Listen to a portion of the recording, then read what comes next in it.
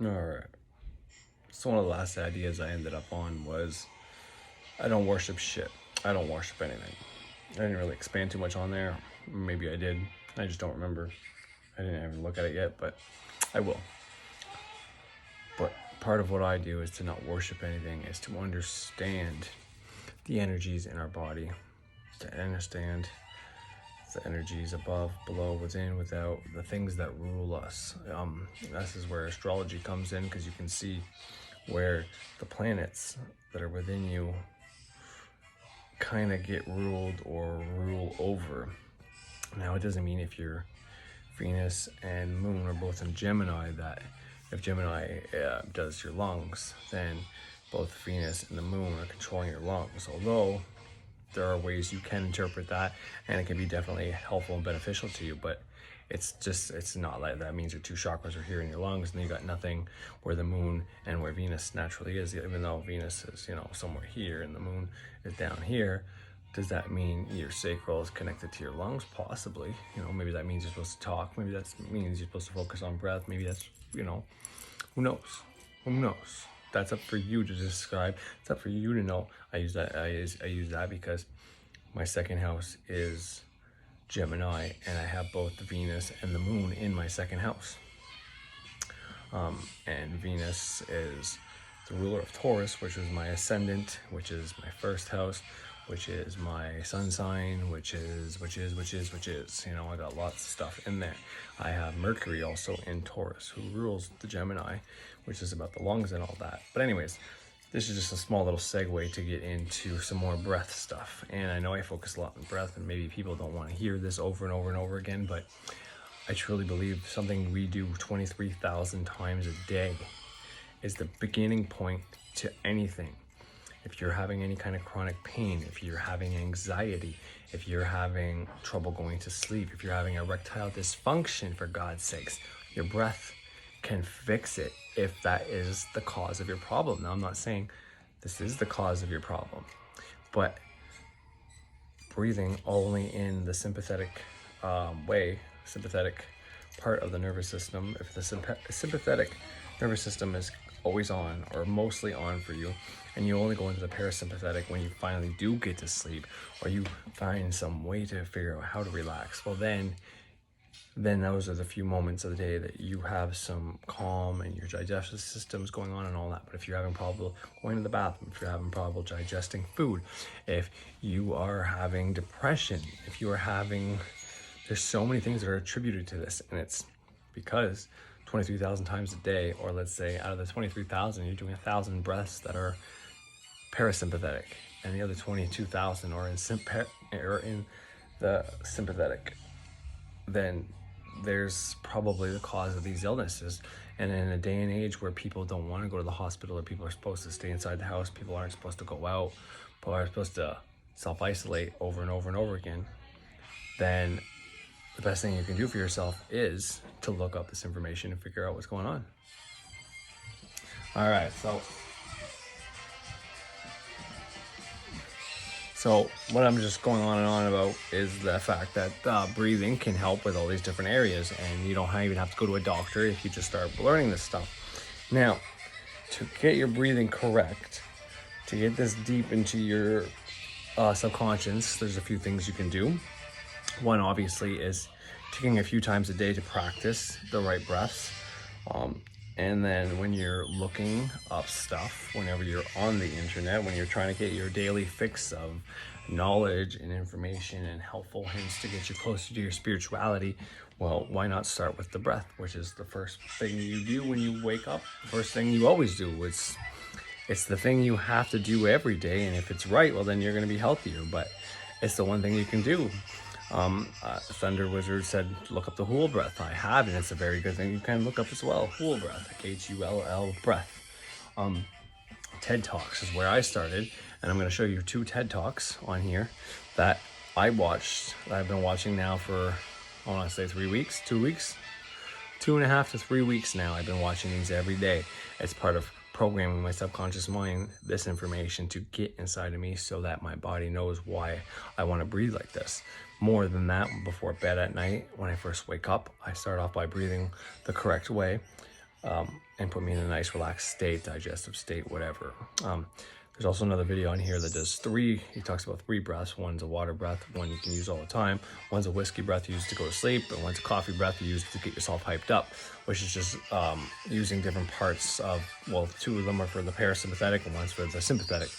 I don't know if I'll show you that one or not, but TED Talk, right breath, TED Talks, and you'll get, I don't know, a bunch of them. And, you know, there's at least 7 or 8 that I've watched that are all very helpful. I haven't watched one yet, actually, that has been helpful. So after watching 8th one that tells me some form of new information, and a lot of the same information I already knew, it's like, okay, time to move on to something a little more in depth. And that's when I started reading books that have to do with the brain, because the breath activates the part of the brain, but the brain also regulates and activates part of your body to tell your body which breath to use. If you're not focusing on your breath yourself, you have these receptors in your brain I've already went over, which is neurons. Basically, these neurons are part of a receptor system that tells you if you have too much CO2 in your blood, among other things. And from there, it tells you you might need to breathe more, but that can also sometimes activate the wrong system. But nonetheless, that's not what I want to tell you. But anyways, so the reason I talk about breath so much is because it has to do with spirituality, but it also has to do with good health.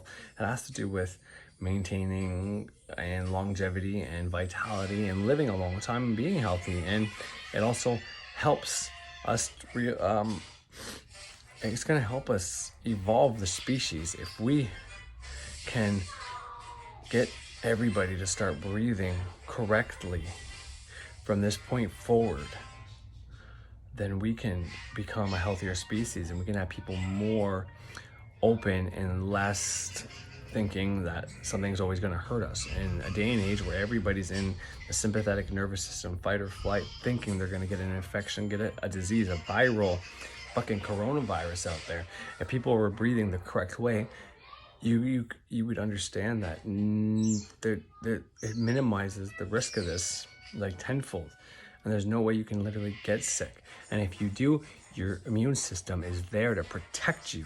You could take in that coronavirus, fight it without even having a symptom if you're in the right state. But if you're in the sympathetic, when you're in fight or flight, then you don't have the blood anywhere you need. You can't even get a heart on as much as well, because the blood is being shut. I get so weak when I talk about blood, but it's getting thrown to your hands and your feet instead of, for a man, it has to go to, well, for a woman too, it goes to their, anyways, the blood's supposed to go to a specific area, but it can't do that because the body, the brain is telling it, no, we're in fear right now.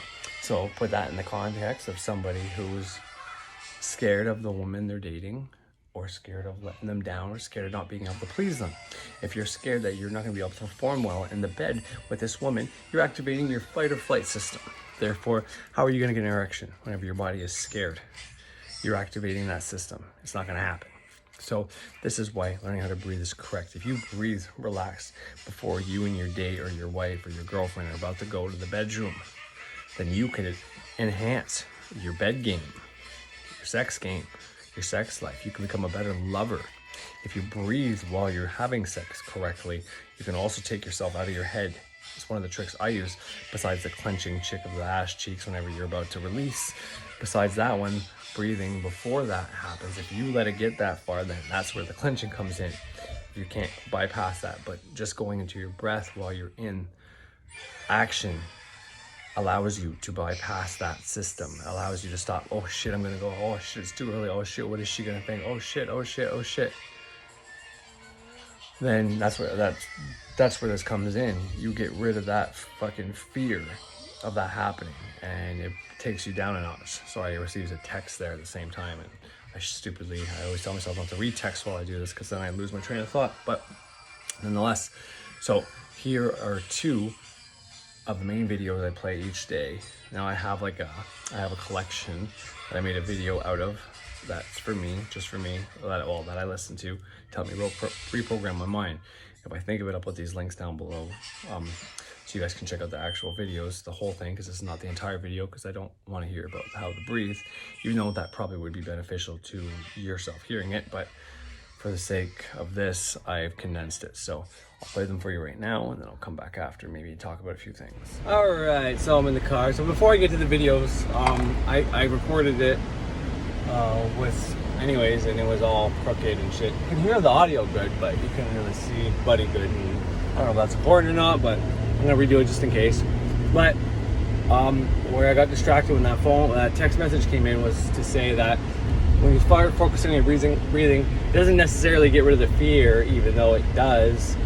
But when you activate your parasympathetic nervous system, it helps tell the body that there is nothing to fear, more or less. And when you do that, then you get rid of whatever fear is going on. You get kind of, in all honesty, like, I've never done acid, and I've done other fucking things like mushrooms and ecstasy and shit like that. Sometimes when I'm breathing on the bed, I'm not going to tell you it's like those feelings, but it is like an overwhelming feeling that you don't want to do anything. You know, you start hearing sounds coming in, like for me, for example, I start to hear my daughter in the bathtub wanting to get out, or mom coming up the stairs to come talk to me or something like that. I get kind of like a little upset because, and not necessarily upset in a mad way, because the overall feeling that's over me is just, it's a great feeling. It's got to be something healing my body, and yet I'm just activating. I don't even know. I can tell you what I learned and what is said, what happens whenever you do these breaths. But for me, it's just like, it can't be bad because all I'm doing is breathing, and yet I'm getting this body feeling, a body buzz almost, so like tingles. Like, ever do ASMR and with Reiki, and you get these overwhelming good feelings in your body and tingles in your ears? Well, something like that happens to your feet and your legs sometimes. The only thing I could think of is potentially in a biology kind of way would be when the blood is leaving your feet because it's been in fight or flight so long, it tingles and like, oh, thank God, it's finally, we don't have to be here anymore, and it starts tingling on its way up. I don't know. That doesn't make any sense really in my head. But point is, you do get these overwhelming feelings that this shit feels good when you start breathing the right way. And to me, that's got to be a sign of feeling good. I know when you do drugs and you feel good, sometimes it's a sign of burning brain cells, killing yourself, or whatever the case may be. You know, that's up for debate.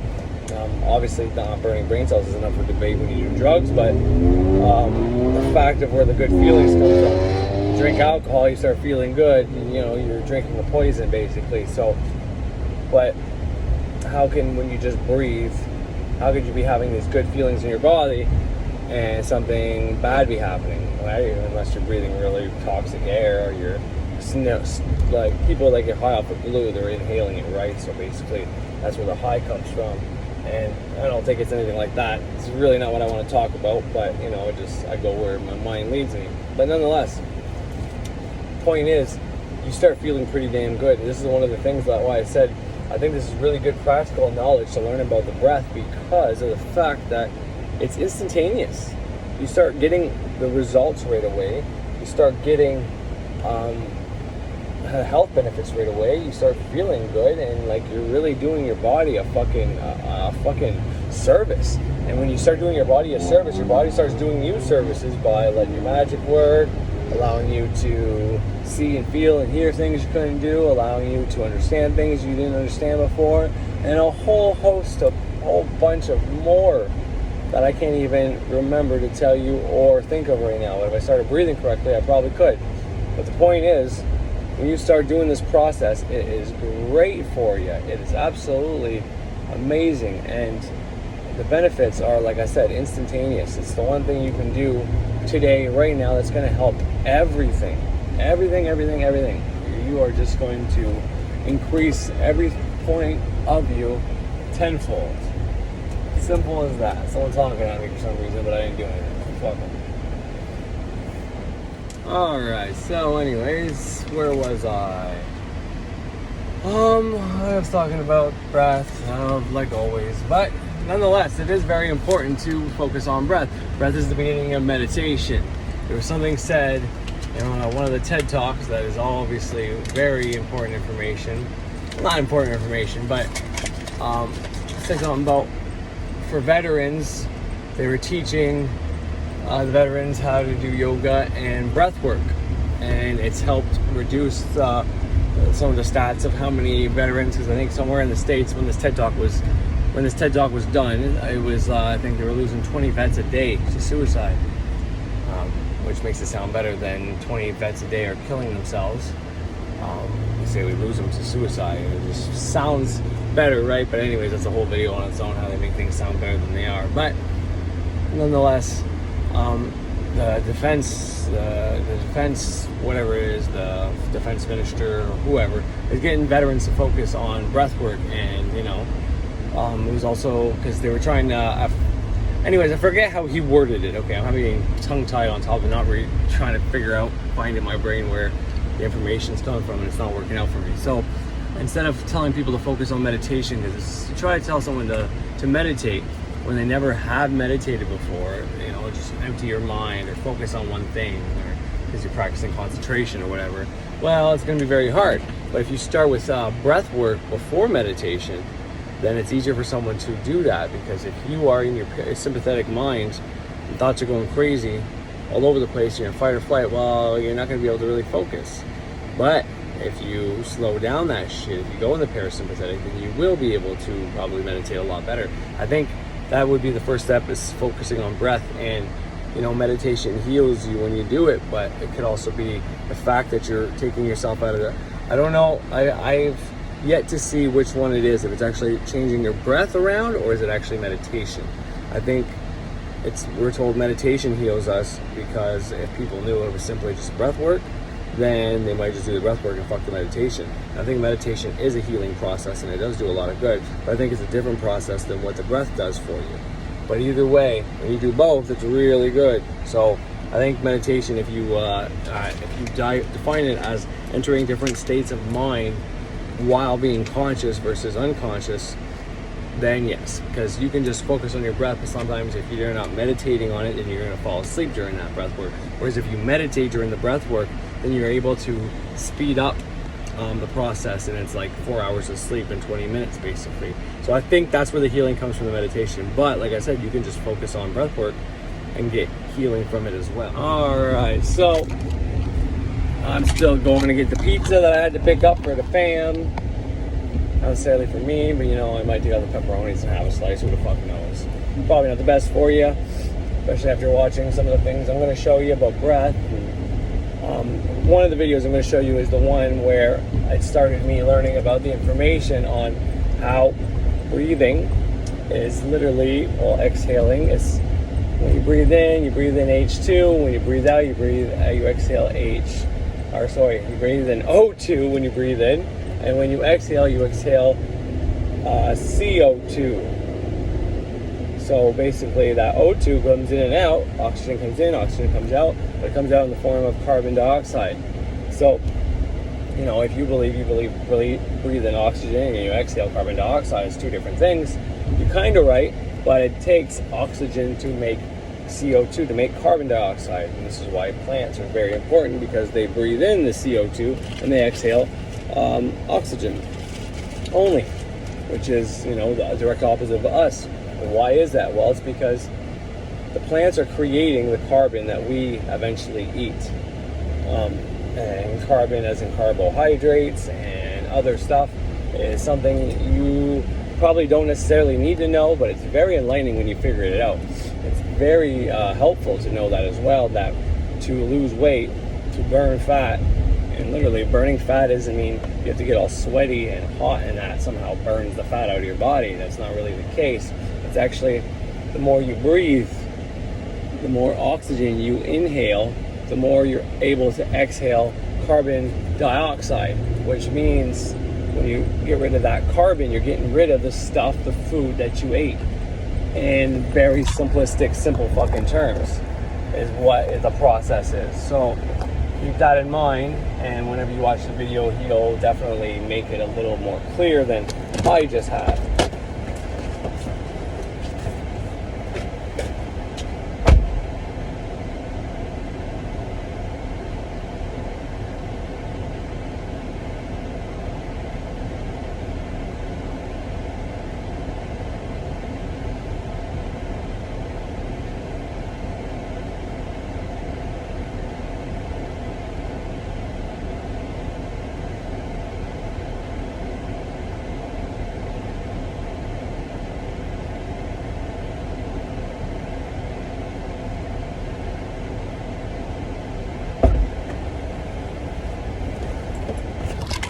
Alright, so anyways, I am about to go for a bike ride with the fam everybody, so I hope you enjoy these 2 clips. And like I said, this is what I use to train my mind to tell it at night in bed. During the day, I play these videos. Like I said, probably almost 3 weeks now I've been playing these videos 2 minimum, 4 maximum times a day, as almost like a video audio affirmation to tell my body this is what I want my breath to be like. And it's just to get the information in my head so I remember it, so I can focus on it, so that, you know, 4 times a day I'm supposed to be coming back to focusing on my breath. And it reminds me to do my actual breath exercises. So between watching this video from 2 to 4 times a day, plus doing actual breath exercises 4 times a day, I can't lose. I'm going to be eventually, before I know it, I'm going to be supercharged and always in the parasympathetic, except for when I need to be in the sympathetic. Now, I don't want to overdo it and be always in that system and never in the other one, so I'm all love and light all the time, and I never know that there's a danger when there really is one. But nonetheless, you know, you got to do what you got to do to make yourself survive. Anyways, these are the 2 out of many. I suggest looking at the TED Talks, the videos that have to do with breath, and any other subject that you're interested in. Type it in with TED Talk behind it. Start there, and then maybe start looking at other people's information. It's just something to do. You know, TED Talks are not always completely accurate, that's for sure, but you know, they give you a nice beginning introduction to any topic. So yeah, hope you enjoyed. Have a great fucking day. About this thing. So I ate less food, moved around a bit more, and lo and behold, this happened. I lost 16 kilograms. And you're probably wondering, how did he do it? But I was wondering, where did the 16 kilograms go? And I've been infatuated with a book about it, which was no bestseller because it ended up telling you that you had to eat less and move more to lose weight, and no one wants to hear that.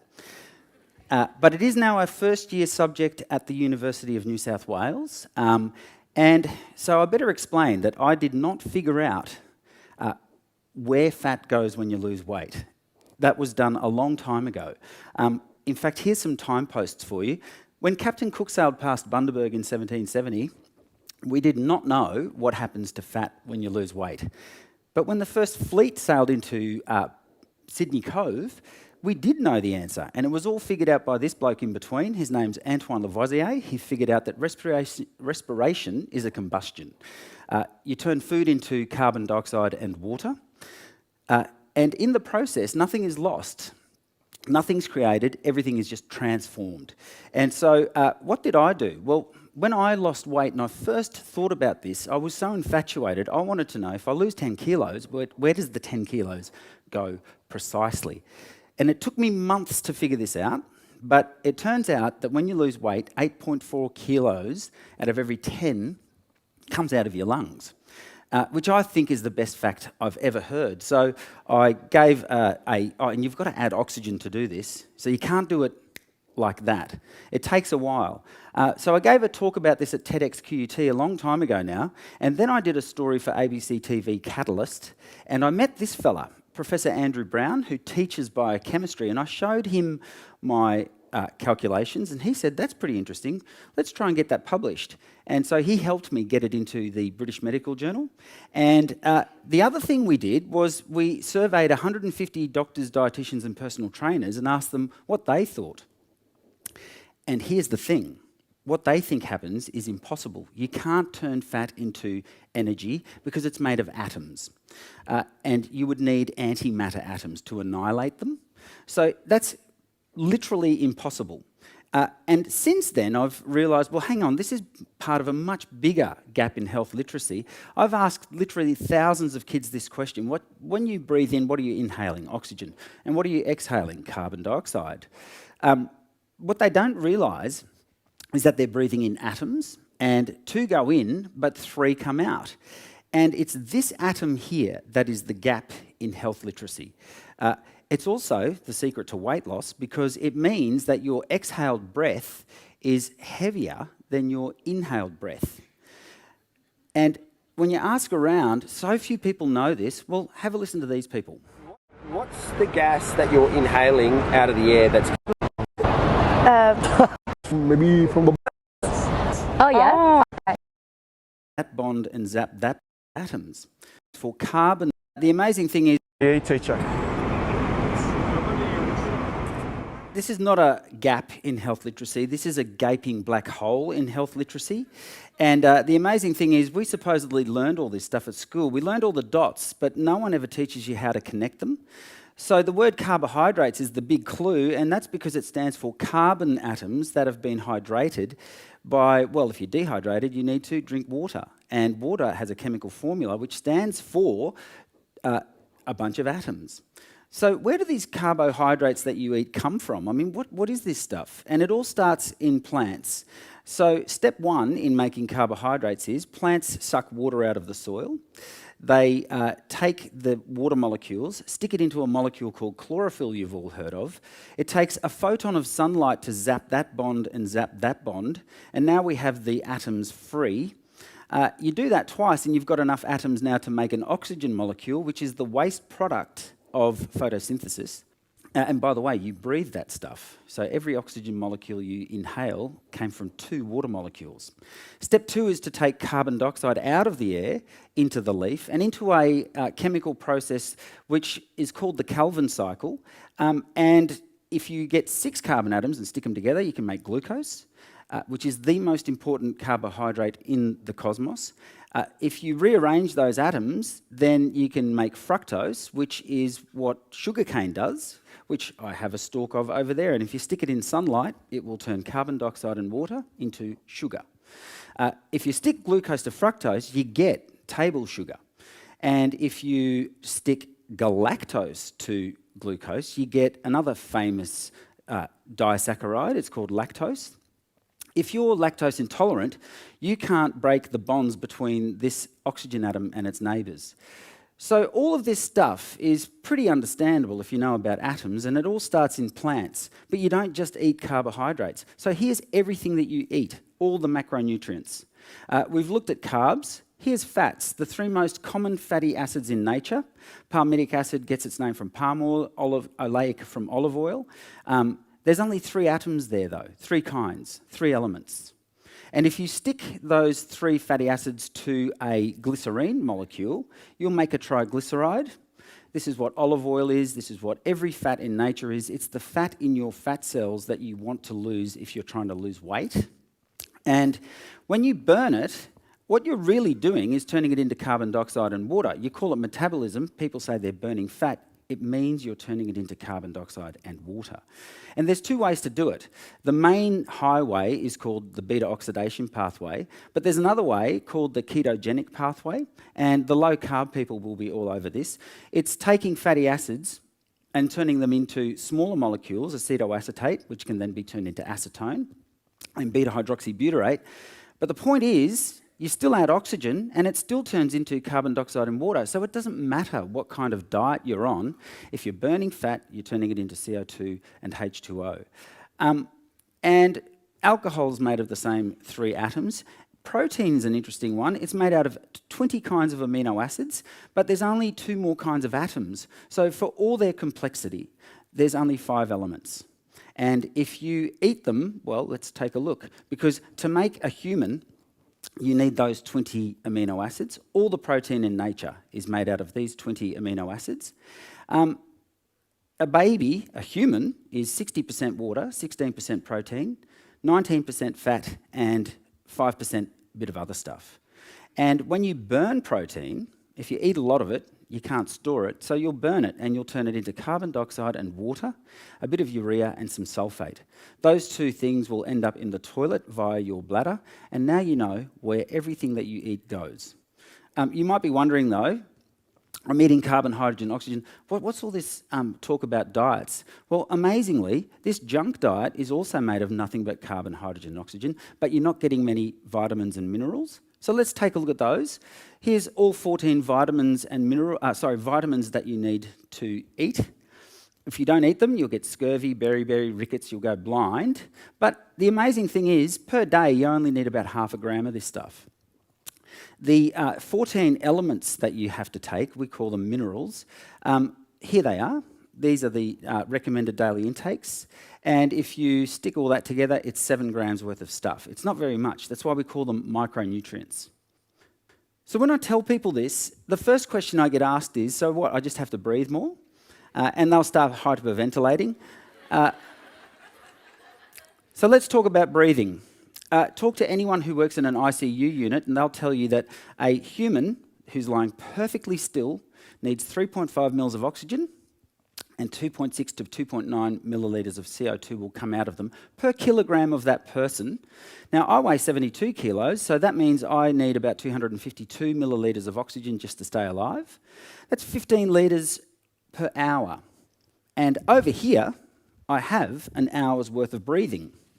This is how much air I have to breathe just to get that one balloon of oxygen into my bloodstream. A balloon is about 15 litres. So that's how much oxygen I need per hour just to stay awake and alive. Not awake, sorry, I mean alive. It's my resting metabolic rate. And in that hour, when I breathe all this air back out again, it'll have a balloon worth of CO2 in it. And these numbers just get better and better and better. If you add up all the carbon atoms in that much CO2, it's 136 to 151 grams a day of just carbon. It's about a kilo a week. It's about 49 to 55 kilos a year. If you want to lose weight, don't eat that much carbon back in. That's the whole key to breathing yourself thin. Doctors will, if you are not breathing, they will monitor your breathing. If you're having an operation, the anaesthetist will look for your breaths. This is how much CO2 there should be in your breath. If you hyperventilate, your body is not producing more CO2, you're just breathing out more than you need to. And so this will happen. You're pumping out more than you're making. The amount in your body will go down. It's called hypocapnia. It will lead to a loss of consciousness if you do it for too long. And some people ask me, what about people who have COPD or emphysema? Could they get overweight because they can't get rid of enough CO2? Well, they can't do the Calvin cycle. A plant can. So you can't turn the CO2 that you're not breathing out back into fat. It's impossible. So, you know, there's a lot of misconceptions about this business. Now, it takes a while to breathe out the carbon that you eat. So let's have a look at how much carbon you can put in really quickly. I quite like this stuff, and there is a lot of sugar in lemon-flavoured soft drink. It's one of the highest. So how much sugar are we talking about? It's, well, one stick is 3 grams, so there's 23 1/3 of a stick in there, which looks like this.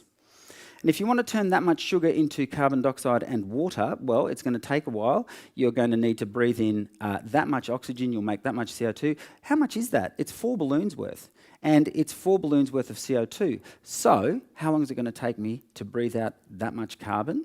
It's going to take me 4 hours because I only breathe out 1 balloon of carbon dioxide per hour if I stay still. But if I go for a walk, I'll breathe it out in an hour. If I run, it'll only take me 30 minutes.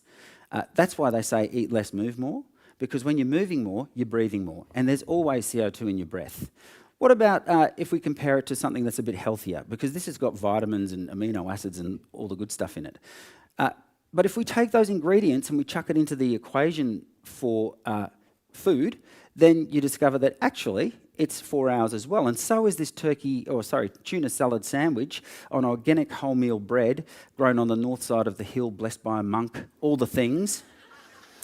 But it's still 4 hours of breathing, right? So the point is, they're not equivalent in how healthy they are, but they are equivalent in how long they take to exhale. An apple takes an hour, a fun-sized chocolate bar an hour and 10 minutes, a regular size 3.5 hours, and a king size 5.25. If you're trying to lose weight, don't drink soft drink because that's got carbon atoms in it. Drink water. If you like this stuff, and who doesn't, a large coffee and a piece of cake, that's 10 hours of breathing between breakfast and lunch. So be careful. A large, lovely burger like this guy, 7 hours. Have a large fries with it, 13 hours. Large drink, 16 hours. Bang in a large sundae. It's a whole day worth of breathing. You can see why there's an obesity epidemic, but no one knows what really is going on in their body. So usually we talk about calories in, calories out. How's this information going to help you? Well, I would like to talk about atoms in, atoms out. And when you're counting calories, you're actually counting carbon atoms because the energy in food is wherever you see a carbon and a hydrogen atom stuck together. And it's in all food. So and it's sunlight that put that there. So my project that I really want to get up and running here in Bundaberg is let's teach your children this, and you can do it. Little kids love learning about atoms. Adults freak out at the idea. But little kids absolutely love it. This is Ithaca Creek State School in Brisbane. This is a school in India, and these kids are they're making amino acids and they're sticking them together to build a protein. You can do that with this amazing resource that my friend Ian Stewart invented. They're called sticky atoms. He's a retired physics and chemistry teacher. He taught in Brisbane. They have magnetic bonds, so 3-year-olds, even younger, can play with these things and learn about atoms. And for the educators in the room, they conform to the concrete pictorial abstract way of teaching. It's fantastic pedagogy. And Ian and I are hoping to work together. We took this out backstage just moments ago. Because what we want to do is teach children what's actually going on in their bodies. And you can't do that if you're not talking about the atoms that they're made of. Unfortunately, the curriculum does not introduce the concept of atoms and molecules until kids are in grade 9, and they don't see the periodic table until they're in grade 10. Why? Because a fellow called Jean Piaget, who was kind of a contemporary of Freud, he thought that kids can't have these abstract thoughts until they're about 14. We don't use Freud's psychology anymore. We still learn it, but we don't use it. But our curriculum is still under the spell of a person who died long ago, whose ideas about education were, well, someone had to have those ideas, but they were wrong. So I hope to see what happens. If kids grow up with this knowledge, in 10 years, what do obesity rates look like in a town like Bundaberg if all the children learn this at primary school? Will they grow up to accept the advice that to lose weight, just eat less, move more, and keep breathing? Thank you.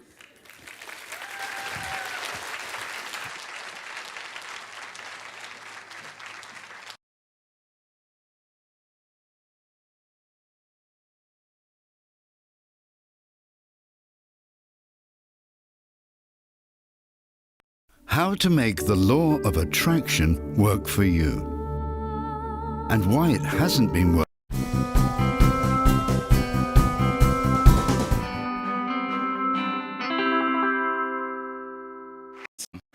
Perpetually on some level, we typically go first to the thing that we can go the longest without: food. Maybe soon after, we start pushing aside some of the sugary drinks and beer and start carrying around a big blue water bottle that we drink 6 times a day. But we never think to start with something we can't even go even 1 minute without comfortably, something that we do 23,000 times a day: breathing. Now, changing your diet is a good thing. Hydrating is a good idea too. I'm not knocking those things. In fact, I've spent the last 15 years coaching clients and athletes how to improve them. But what thousands of people have taught me is that if you're breathing suboptimally, dysfunctionally, or flat out wrong, it's almost impossible for your body to reap all the benefits from even the best diet, the best hydration or exercise program. And I have some bad news. We're almost all guilty. I'd go as far as to say that dysfunctional breathing is the respiratory equivalent of eating fast food, not once or twice, 23,000 times a day. Fixing this problem starts by taking a new look at the heart. Each beat of your heart is the result of the interplay of the 2 branches of the autonomic nervous system: the sympathetic, what we call the fight or flight response, and the parasympathetic, which we call the rest and digest. So the new way of looking at health by looking at heart rate doesn't look so much at the number of beats per minute as the space between them, which is called heart rate variability. In a healthy person with a robust nervous system, let's say their heart is beating 60 times a minute, you might assume it's beating once a second, which it is, but that's only the average. You see, in reality, it would be something like this: 0.96 seconds, 1.02 seconds, 0.99 seconds, 1.04 seconds, and so on. This is because each beat of your heart is the result of this arm wrestling match between these two branches of the autonomic nervous system. The sympathetic is very vigilant. It always wants to accelerate your heart rate. It's always looking for emergencies. It's looking to keep you safe. The parasympathetic is just the opposite. It wants to calm you down and slow your pulse because it wants to use all the energy it can to optimize your immune system, to detoxify, to digest your food, and of course, maintain a very strong interest in sex. Without getting into too many details, it's because of this interplay and this heart rate variability that we can begin to see where our heartbeats are coming from. Are they more stressful beats, or are they more relaxed beats? In an ideal world, most of our heartbeats would be relaxed, and that would mean the variability between them would fluctuate a lot because both these nervous systems are always on. The sympathetic always wants to accelerate. The parasympathetic wants to calm you down. In an ideal state, if we're relaxed, our sympathetic is always waiting in the background. It's still vigilant, but it's not dominating. The unfortunate truth is that today, for most of us chasing wealth, health, happiness, trying to get the kids to school, sitting in traffic, most of our heartbeats are being dictated by some level of that sympathetic nervous system. And it's causing us some problems. Here's why. Imagine you're in the woods. You're running through a trail and you turn a corner and all of a sudden there's a lion staring right back at you. In less than a second, that sympathetic nervous system is going to go soaring. You're going to gulp a huge amount of oxygen into your body. Your blood pressure and heart rate are going to be jacked. They're going to be through the roof. You're going to recruit muscles in your shoulders and your chest to start getting air in even faster. Your lunch is not being digested anymore. Your digestion is going to stop, and that blood's going to go right into the legs to help you run away. Fear is going to dominate your emotions, and you're going to make impulsive, thoughtless decisions. Should I grab that tree branch and try to swing out of the way? Or what? All this happens because your body knows in 5 minutes you're either going to be safe or dead. And if you're safe, well, we'll get back to your immune system. We'll get back to lunch. Right now, I got to escape from this lion. So what happens when we're in sympathetic overdrive, when the sympathetic nervous system is decreasing our heart rate variability and governing our heart rate, is that we get stuck running from the lion. Imagine you've been running from the lion for 3 minutes. Big deal. But what about 3 hours? Or 3 days, 3 weeks, 3 months, 3 years, 30 years? Eventually, sure, your immune system's going to go out of whack. You might get some back pain. At some point, you're going to start to doubt whether you can continue running from this thing. You're going to start to feel defeated. In the first 3 minutes, if there was a mile of cactus, I don't know where we are, but if there was a mile of cactus, you would sprint right through it, and because of the adrenaline, you wouldn't feel a thing. But after 3 months of running from the lion, or 3 hours, you're going to feel those cactus before you even jump in the patch. And you're going to doubt whether it's a good idea. Maybe I should just wait for him to come catch me because I don't want to get involved with that again.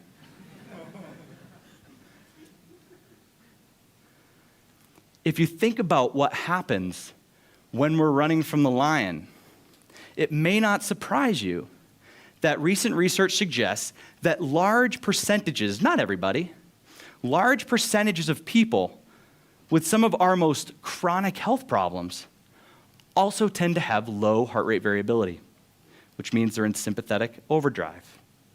In fact, low heart rate variability has been associated with all-cause and cardiac mortality. Things like acid reflux, erectile dysfunction, restless leg syndrome, low back pain, anxiety, depression. This is because when we're in that sympathetic overdrive, our body is in that state, a state of panic. The lion is just a metaphor. That lion is the culmination of your angry boss, your finances, trying to get the kids to school without spilling my coffee again, right? All these things add up. And we end up breathing very shallow, and we get very poor exhalation, and our hormones are all out of whack. When we take a proper breath, our diaphragm is going to descend, and it's going to pull oxygen into our lungs. When we're in sympathetic dominance, we're using prime movers, big muscles to breathe. When we take a proper breath, that diaphragm is actually going to push on our internal organs. I've read that the kidneys will actually move 2 to 3 centimeters with a proper breath. And if you think about that, the vitality of the internal body, moving fluids around, keeping them healthy, it all comes back to breathing. When we take a proper breath, we're going to get 360-degree expansion of our torso. It's not just a belly breath. It's definitely not a chest breath. We're going to get expansion everywhere. We're going to get better at detoxifying our own body and delivering more nutrition to our cells that we're giving it in our diet. I'm going to give you a couple of exercises so you can take this home and learn how to take control and get yourself out of sympathetic dominance and into a state of believing in yourself again. Research into people with low back pain, just 4 or 5 weeks of exercises similar to the ones I'm going to show you, showed an increase in heart rate variability, and alongside that, it showed an increase in self-efficacy. These low back pain patients, even with no improvement in pain, felt less limited by their pain. In a world of I'm too sick, I'm too fat, I'm too old, that's the key. If we see HRV as our resilience, then chronic stress, sympathetic overdrive, busy schedules, and always being on the go is literally robbing us of our vitality. It's robbing us of our ability to live an emotionally rich life, to chase our dreams, chase wealth, chase health. The fast track to getting yourself out of sympathetic overdrive is to breathe with your nose. So right now, I want everybody to just take a big breath in your nose, hold it for a second, and exhale 3 times longer than it took you to inhale. Go ahead. The first exercise, go ahead, exhale. Sorry. So now we're going to upgrade this. That's the fast track. The better decision. Every morning when you wake up before a meeting, we're going to block one side of your nose, and I want you to take 10 breaths, then do the other side. As you get better, you'll inhale one side, exhale the other. This is an amazing quick fix to calm you down before an important meeting. I've seen incredible results in people with digestive problems using this before meals. Because traditionally, they run and they're all stressed out, they're busy, and I'm going to shove this in my face. When you calm down before a meal, you get that blood. You don't want the blood. You can't be running from a lion when you're going to eat. You want that blood in your digestive system to give you some help. So that's a great exercise. The next few I have used from everybody, from the general population, a 73-year-old man with low back pain, all the way to professional athletes. And here they are. We all went through very similar developmental milestones at 3 months, 6 months, 9 months, 12 months. That is when your body learned how to use breath to create a positive internal environment. And we had no preoccupations at this age, no stress. Your body remembers these positions.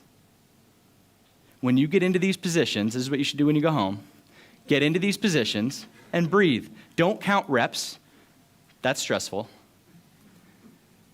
Breathe 3, 4, 5 minutes in each of these positions. And remember, when I'm in this position, I should feel expansion 360 degrees. My entire torso should expand. Same thing here and same thing here. This type of exercise has actually replaced the majority of our stretching with professional athletes. Because most tightness, I got this hamstrings tight. Most tightness is tight because the brain is trying to stabilize an unstable torso. When we learn to use air to fill our torso effectively, our hamstrings magically let go. Our shoulder pain goes away because we're using the right muscles. Do me a favor right now, so let's just straighten your arms, put them right next to you, push into your chair in position. You can prop your feet up if you want to, but it's better if you don't. And try to blow up a balloon from this position. When we're running from a lion, our body prioritizes our expiratory muscles. So when you go home, a lot of our athletes will do this 10 or 15 times before a workout to get the breath where it needs to be, get the stability where it needs to be, and to activate the right system. It's a great exercise. Together, these 3 exercises are going to give your body exactly what it needs. You're going to be more efficient at delivering nutrition to your cells. You're going to be more efficient at expelling toxins. You're going to increase your heart rate variability. I remember when I was, a couple of years ago, I was walking with my niece, and she's 3 years old. It had just rained, and there was this puddle that was like 10 feet long. And without even thinking, she just tried to leap it. She tried to do the impossible, and it blew my mind. She landed about a foot into it, and it was the best day of her life. She saw no negative outcome from trying to jump that puddle. But we used to be like that too.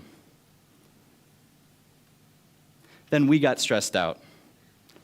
We got preoccupied. I'm not going to try to jump that. I'm too fat. I'm too sick. I'm too old to try to jump that puddle. I can't start a business because of what happened last time.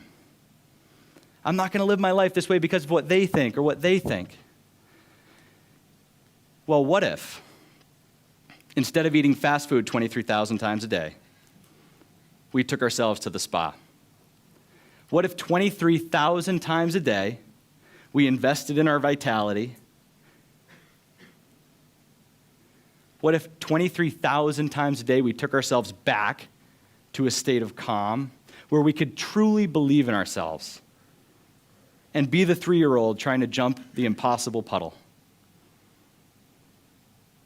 Everybody wants to say you have to go on this diet, you have to start drinking this, you have to get sweaty and sore, you have to do this workout, when in fact, the best possible decision you can make is to simply do something better that you're already doing 23,000 times a day. Breathe. Thank you.